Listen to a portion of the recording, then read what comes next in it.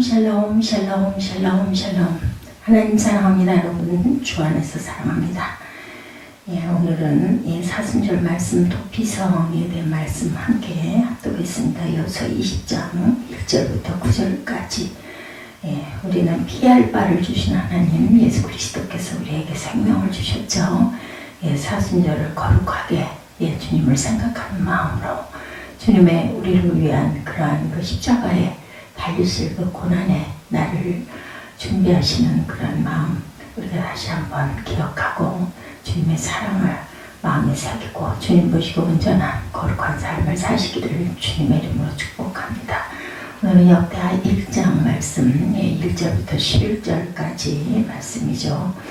예수 그리스도께서 우리에게 하나님의 그 은혜를 주셨던 것처럼 이제 다윗 왕이 솔로몬 왕에게 성전 건축을 임명하시고 솔로몬이 왕이 됐어요. 그래서 지혜를 구하는 아주 유명한 말씀이죠. 그 말씀이 나와 있는 그러한 장입니다. 1절부터 보면 그렇게 말씀하고 있죠. 다윗의 아들 솔로몬의 왕위가 견고하여 가며 그 하나님 야훼께서 그와 함께 하사 창대하게 하시니라. 아주 그 다윗 왕이 그 자리를 튼튼하게 그리고 나라를 튼튼하게 하는 부분이죠. 솔로몬이 온 이스라엘의 정부장들과 백부장들과 재판관들과 온 이스라엘 반백들과 족장들에게 명령합니다. 명이라서 병거성에도 두고 예루살렘 왕에도 두었다라고 얘기합니다. 왕이 예루살렘에서 은금을 돌같이 흔하게 하고 백향목을 평지에 뽕나무같이 많게 하도록 얼마나 잘 살았으며 솔로몬의 그 말들은 애국과 구애에서 사들였으며 왕의 무역상들은 때로 값을 정하여 샀다라고도 얘기하죠. 솔로몬이 온 회중과 함께 기브온 산 땅으로 갔으니 하나님의 회막곧 여호와의 종 모세가 광야에서 지은 것이 거기에 있었다. 다윗이 전에 예루살렘에서 하나님의 궤를 위하여 장막을 쳐두었으므로 그 궤는 다윗이 이미 기럇 여아림에서부터 그것을 위하여 준비한 곳으로 메어 올렸고 옛적에 후리 손자 우리의 아들 부살렐이 지은 놋제단은 여호와의 장막 앞에 있더라. 솔로몬이 회중과 더불어 나아가서 야훼의 회막 앞에 있는 놋제단에 솔로몬이 이르러 그 위에 1000마리 희생을 번제를 드렸더라. 6절이죠. 그날 밤 하나님의 솔로몬에게 나타나 그에게 이르시되 내가 너희에게 무엇을 주랴 너는 구하라. 유명한 말씀입니다. 8절에 솔로몬이 하나님께 말하되 주께서 전에 큰 은혜를 내 아버지 다윗에게 베푸시고 내가 그를 대신하여 왕이 되게 하셨사오니 9절에 말씀이 나타나죠. 야훼 하나님이 원하건대 주는 내 아버지 다윗에게 허락하신 것을 이제 굳게 하옵소서. 주께서 나를 땅에 티끌같이 많은 백성의 왕으로 삼으셨사오니 주는 이제 내게 지혜와 지식을 주사 이 백성 앞에서 출입하게 하소서. 이렇게 많은 주의 백성을 누가 능히 재판하리까. 지혜를 달라고 지혜를 구합니다. 11절에 하나님의 솔로몬에게 이르시되 이런 마음이 네게 있어 부나 재물이나 영광이나 원수의 생명력을 하기를 구하지 아니하며 장수도 구하지 아니하고 오직 내게 다스리게 한 내 백성을 재판하기 위하여 지혜와 지식을 구하였으니 그러므로 내가 내게 지혜와 지식을 주고 부와 재물과 영광도 주리니 내 전의 왕들도 이런 일이 없었거니와 내 후에도 이런 일이 없으리라 하시니라. 네가 지혜를 구했으니 부와 영광도 내가 주겠다라고 말씀하죠. 솔로몬이 왕이 되어 얼마간의 시간이 흐른 후에 이스라엘에서 엄청난 행사가 열리죠. 기브온에 있는 산당으로 올라가서 야훼 하나님께 제사를 드리는 일입니다. 이 행사가 사람들의 관심을 끈 이유는 규모가 엄청났기 때문이죠. 단지 왕의 행차가 아니라 국가적인 축제가 되었어요. 1000마리의 소를 잡죠. 우선 천부장, 백부장 등 군대 지휘관들이 총동원이 됩니다. 재판관들도 참여하여 사법부도 함께합니다. 그뿐 아니라 각 지역의 지도자들인 방백과 족장들이 모두 함께 그 나라잔치가 됐죠. 그리고 수많은 백성들이 또한 함께하죠.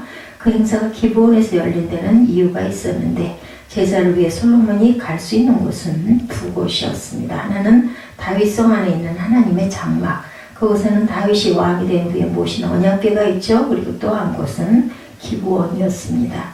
이 기브온에는 모세가 광야에서 만든 회막이 있었죠. 그리고 그때 부살렐이 만든 놋제단이 그곳에 있었습니다. 거룩한 것들이 두 군데 흩어져 있었던 이유는 아직 성전이 지어지기 전이었기 때문이죠. 이 두 곳 중에 기브온의 산당이 규모가 컸기 때문에 많은 제사를 위해서는 기브온으로 갈 수밖에 없었습니다. 솔로몬은 그곳에서 야훼 하나님께 번제를 드리죠. 이 내용이 아까 읽은 대로 2절에서 6절에 나오죠. 솔로몬이 온 이스라엘의 천부장들과 백부장들과 재판장들과 온 이스라엘의 방백과 족장들에게 명령하여 솔로몬이 온 회중과 함께 기브온 산당으로 갔으니 하나님의 회막 곧 여호와의 종 모세가 광야에서 지은 것이 거기에 있었더라. 다윗이 전 예루살렘에서 하나님의 궤를 위하여 장막을 쳐두었으므로 그 궤는 다윗이 이미 기럇 여아림에서부터 그것을 위하여 준비한 곳으로 메어 올렸고 옛적에 훌의 손자 우리의 아들 부살렐이 지은 놋제단이 여호와의 장막 앞에 있더라. 솔로몬이 회중과 더불어 나아가 여호와 곧 회막 앞에 있는 놋제단에 솔로몬이 이르러 그 위에 1000마리 희생으로 번제를 드렸더라. 이렇게 6절에 나타나 있습니다. 예, 그렇다면 솔로몬이 이처럼 거창한 행사를 한 이유는 어디에 있었을까? 그 이유는 이를 통해서 첫째로는 하나님의 은혜를 구하고 둘째로는 백성들의 마음을 하나로 모으는 계기로 삼고자 했기 때문이죠. 모름지기 안정된 통치를 위해서는 이 두 가지가 필수적이죠. 하나님의 은혜와 그리고 하나 되는 것, 그렇습니다. 교회도 마찬가지죠. 그러므로 솔로몬의 입장에서 이런 국가적 대행사를 추진하는 것은 결코 이상한 일이 아니었죠. 그러나 일부에서는 왕이 쓸데없는 일을 한다 이런 생각을 합니다. 이미 혼란은 그쳤고 솔로몬의 나라는 든든하게 서 있는데 구태여 그렇게 할까 이런 생각들을 하는 사람도 있었을 것입니다. 1절에 다윗의 아들 솔로몬의 왕위가 견고하여 가며 그의 하나님 야훼께서 그와 함께하사 심히 장대하게 하심이라 이렇게 나타나죠. 그의 왕권이 견고함을 보여주는 또 다른 말씀이 역대상 29장, 역대상 마지막 장이죠. 23절 이하에도 나옵니다. 솔로몬이 야훼께서 주신 왕위에 앉아 아버지 다윗을 이어 왕이 되어 형통하니 온 이스라엘이 그의 명령에 순종하여 모든 방백과 용사와 다윗 왕의 여러 아들들이 솔로몬 왕에게 복종하니 야훼께서 솔로몬을 모든 이스라엘의 목전에서 심히 크게 하시고 왕의 위엄을 그에게 주사 그전 이스라엘 모든 왕보다 뛰어나게 하셨더라. 이미 그를 흔들던 정적들은 이미 다 제거가 되었어요. 아주 태평성대가 시작이 되죠. 열왕기상 2장 이런 내용이 잘 나와 있습니다. 그 첫째는 솔로몬의 형인 아도니아였죠. 다윗은 솔로몬을 후계자로 작정하고 있었는데 아도니아는 다윗이 나이가 들어서 약해지자 아버지의 뜻과는 상관없이 사람들을 모아 마치 반란을 일으키듯 왕의 자리를 노렸고 성공하는 것처럼 보였죠. 다윗의 신하 중 최고의 요압 총사령관과 종교 지도자들로서 최고의 아비아들 제사장까지 아도니아에게 가담을 하는 일이 있었죠. 그러나 하나님께서는 아도니아의 계획을 무산시켜버립니다. 그는 실패했고 솔로몬이 왕이 됩니다. 왕이 된 솔로몬은 형님을 용서합니다. 그렇지만 후에 아도니아가 아버지 다윗의 후처인 아비삭이라는 여인에게 욕심을 부르자 그 패륜의 마음을 가진 형을 벌하죠. 그 다음은 요압 장군이었습니다. 요압은 다윗의 신하들 중 최고이면서도 동시에 최고의 적이기도 했습니다. 그런 다윗이 사울에게 쫓길 때부터 다윗과 함께했던 사람이었는데 군권을 손에 쥐고 무소불위의 힘을 누리면서 다윗의 의중과 상관없는 악한 일들을 허락도 받지 않고 서슴지 않고 본인이 행합니다. 다윗은 솔로몬에게 반드시 요압을 제거하라고 유언을 했을 정도로 악해지죠. 근데 요압은 늙어서도 권력에 대한 욕심을 버리지 않고 아도니아를 앞세워서 계속 권력을 노렸고 아도니아의 반란이 실패로 끝나면서 요압도 그때 제거가 되죠. 그 다음은 제사장 아비아달. 그는 사무엘을 키웠던 엘리 제사장의 자손인데 아도니아의 반란에 그도 가담했습니다. 제사장이 자신의 일에 충성하지 않고 정치와 권력에 탐닉한 것, 그것은 잘못된 거죠. 솔로몬은 그를 추방해서 제사장의 일을 하지 못하게 합니다. 그 마지막은 시므이였는데 다윗이 압살롬의 반란으로 쫓길 때 입에 담지 못할 말로 비방을 했던 인물이십니다. 솔로몬이 왕이 된 후 시므이도 분하의 손에 죽죠. 어쨌든 이런 모든 일들이 정리가 되면서 솔로몬의 나라는 안정이 됩니다. 열왕기상 2장 46절에 보면 여호야다의 아들 분하야가 명령하매 그가 나가서 시므이를 치니 그가 죽은지라 이에 나라가 솔로몬의 손에 견고하여지니라 이렇게 나타나 있습니다.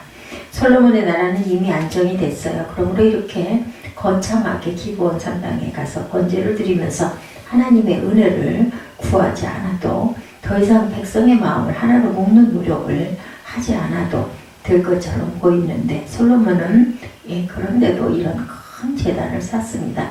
이처럼 온 백성을 동원해서 하나님께 거창하게 나가지 않아도 될 것 같았지만 솔로몬은 하나님 앞에 나아가 제사를 드렸다는 것, 이게 중요합니다.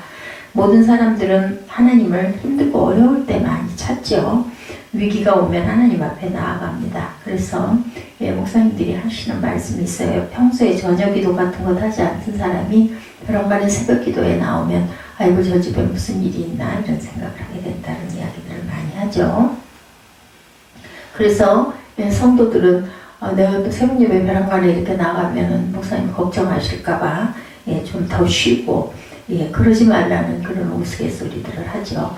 대부분의 사람들은 힘들 때 하나님께 나아갑니다. 만약 솔로몬도 그렇게 했다면 그는 언제 하나님께 나아가야 했을까? 그것은 아도니아가 산수를 쳐서 요압 장군 아비아달 제사장 등을 모아 왕이 되었다고 선포하면서 축제를 열던 그 시간, 이미 나라가 아도니아에게로 넘어간 것처럼 보였을 때 솔로몬에게는 최고의 위기였겠죠. 솔로몬이 하나님께 나가서 제사하고 부르짖는 바로 이때 했어야 했을 것인데, 여기서 배울 것은 우리 예배와 기도, 하나님을 향한 부르짖음은 항상 일상 속에 늘 나타나야 한다. 우리 믿음은 향상성을 가져야 됩니다. 언제든지 어렵든지 형통하든지 항상 우리는 이렇게 예배할 줄 알아야 되겠죠. 우리는 언제나 하나님께로 나아가야 합니다. 믿음의 조상들은 모두 다 그랬습니다. 아브라함은 창세기 12장 8, 9절에 베델 동쪽 산으로 옮겨 장막을 치니 서쪽은 베델이요 동쪽은 아이라. 그가 그곳에서 야훼께 제단을 쌓고 여호와 이름을 부르더니 점점 연방으로 옮겨갔더라. 아무런 일이 있지 않을 때 어떤 것을 해야겠다 생각할 때는 제단을 쌓아야 된다. 아브라함은 계속 양떼를 물고 이동하는 삶을 살았습니다. 그런데 그는 가는 데마다 제단을 쌓죠. 창세기 13장 18절에도 이에 아브라함이 장막을 옮겨 헤브론에 있는 마므레 상수리 숲에 이르러 거주하며 거기서 야훼를 위하여 제단을 쌓았더라 이렇게 되어 있습니다. 그는 어디에 가든지 무슨 일을 하든지 어떤 형편에 있든지 상관없이 제단을 쌓고 경배합니다. 또 다윗을 들 수 있죠. 시편 16편 7절에 나를 훈계하신 야훼를 송축할지라 밤마다 내 양심이 나를 교훈하도다 이렇게 나타나 있습니다. 시편 17편 15절에 나는 의로운 중에 주의 얼굴을 배우니 깰 때 주의 형상으로 만족하리다 이렇게 증거합니다. 그런가 하면 시편 57편 8절에도 내 영광아 깰지어다 비파와 수금아 깰지어다 내가 새벽을 깨우리로다. 그는 밤에 새벽에 늘 하나님을 찾습니다. 사울에게 쫓길 때도 왕이 되었을 때도 죄를 지었을 때에도 언제나 하나님께로 나아갑니다. 그게 다윗의 신앙의 일상적인 모습입니다. 다니엘 또한 그러했죠. 어리석은 다리오 왕은 간신들의 꼬임에 넘어가죠. 한 달 동안 그 어떤 신들에게도 기도하지 못하게 합니다. 오직 왕에게만 기도하게 했습니다. 만약 이를 어기면 사자굴에 넣는다고 그랬죠. 그 악한 신하들은 다니엘에게서 다른 흠을 찾지 못하자 기도 생활을 근거로 무너뜨려서 죽이고자 한 겁니다. 다니엘서 6장 10절을 보면 다니엘이 이 조세의 왕의 도장에 찍힌 것을 알고도 자기 집에 돌아가서는 윗방에 올라가 예루살렘으로 향한 창문을 열고 전에 하던 대로 하루 3번씩 무릎을 꿇고 기도하며 그 하나님께 감사하였더라 이렇게 되어 있죠. 사자굴을 각오하고도 변함없이 기도하는 모습입니다. 중요한 것은 전에 하던 대로 이런 그 구절이죠. 어려움을 당했기 때문에 시작된 것이 아니었고 아무 어려움이 없을 때도 그는 기도했습니다. 총리로 승승장구할 때도 항상 하나님께 경배했다. 그의 신앙은 하나님과 교제하는 깊은 단계에 이르러 있었죠. 그의 신앙은 이미 그의 삶에 녹아 있었고 신앙이 곧 삶이었고 예배와 기도가 그의 삶의 터전이었습니다. 이렇게 하는 건 필요한 게 있어서 그것을 얻고자 할 때만 하나님께 나가는 게 아니라 늘 하나님께 나가 경배하는 것이다. 이미 잘 되고 있지만 남녀가 연애를 할 때도 만나서 무엇인가를 얻어내려고 하는 사람은 경계해야 합니다. 그냥 함께 있는 게 좋아서 아무 일이 없어도 늘 함께 하려고 찾아오는 사람, 이것이 진짜 사랑하는 사람이죠. 하나님을 경외할 때도 필요할 때만 나아가는 신앙은 자신을 위한 이기적인 신앙입니다. 그것은 하나님을 이용하는 데 불과하죠. 언제나 항상 하나님께 나아가 엎드리고 예배하는 신앙은 진정으로 하나님을 사랑하는 참 신앙입니다. 그 사람은 목적을 가지고 무엇을 얻어내려는 그런 사랑이 아니죠.